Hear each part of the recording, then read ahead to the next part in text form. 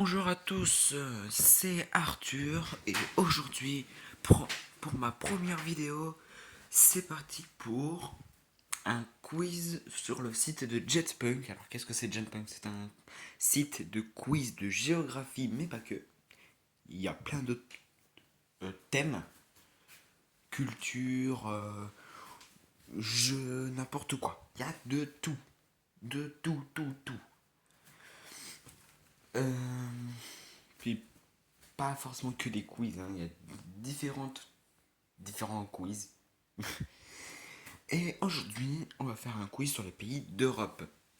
Sachant que moi, j'adore tout ce qui est Europe, enfin tout ce qui est géographie en lui-même. Franchement, je trouve ça passionnant.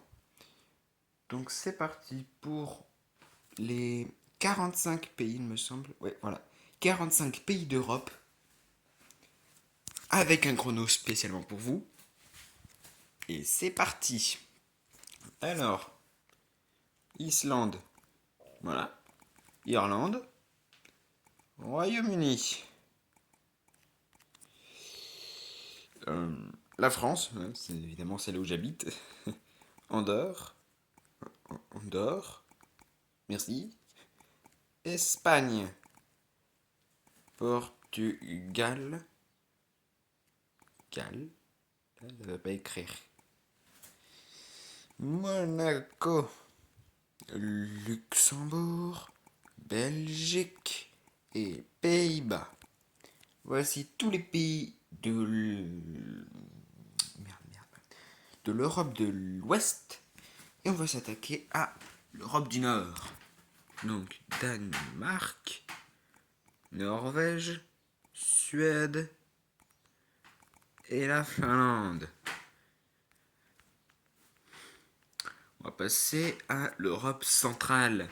Allemagne, Suisse, Liechtenstein, Italie, Vatican, Saint-Marin, Malte, Malte hein, qui est un tout petit pays là, petite île, Autriche, Tchéquie, Pologne, Slovénie, Croatie, Bosnie-Herzégovine, Slovaquie,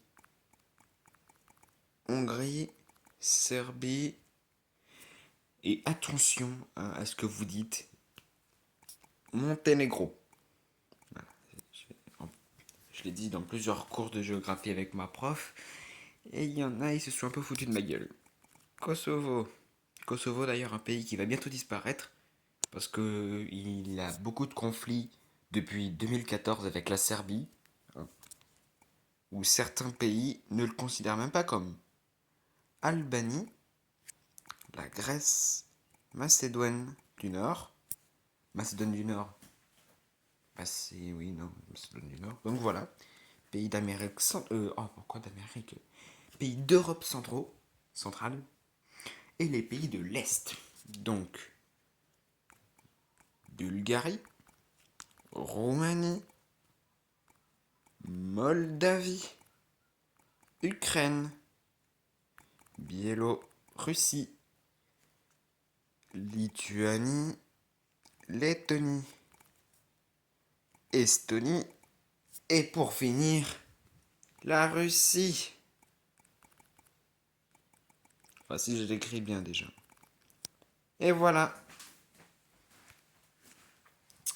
Alors, pour ceux qui se demandent qu'est-ce que c'est que ce petit territoire qui appartient à la Russie, c'est le territoire de Kaliningrad. C'est pendant la Seconde Guerre mondiale, c'était un bout de la Russie, et depuis, bah, ça appartient à la Russie, quoi. Aucun pays veut s'y attaquer parce que la Russie, bah, avant c'était l'URSS, l'une des plus grandes puissances mondiales. Bon, actuellement ça l'est toujours, d'ailleurs c'est pour ça que personne ose s'en prendre à elle, enfin s'en prendre à ce bout de territoire. Mais c'est aussi très stratégique pour la Russie, qui peut avoir des avantages militaires. En cas de guerre, Kaliningrad est très surarmé. Il possède plusieurs lance-missiles, antimissiles, bunkers et tout ce qui s'ensuit pour militaire.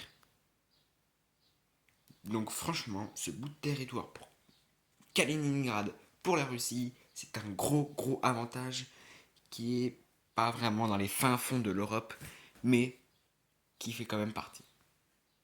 Voilà. Donc c'était tout pour aujourd'hui, hein. Les pays d'Europe. Peut-être que cet après-midi, je